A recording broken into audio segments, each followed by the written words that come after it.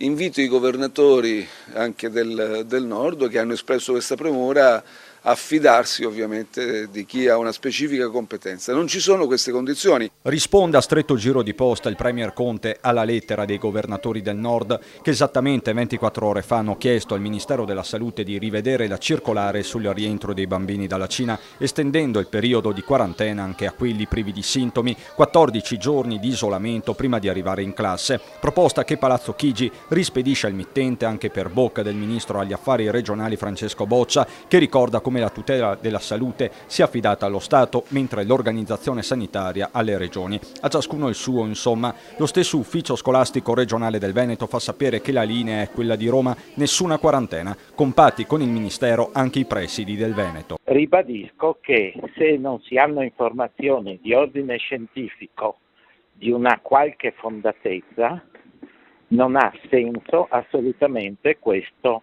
allarmismo. Allarmismo che per la rete degli studenti medi fa rima con razzismo, da qui la fotopetizione lanciata contro i governatori del Nord che sta facendo il giro del web, ma Zaia non ci sta a passare per razzista e puntualizza. Questo a noi sembra buon senso, non è dedicato ai soli cittadini cinesi, è dedicato a tutti i ragazzi, anche i figli dei nostri connazionali che tornano a casa.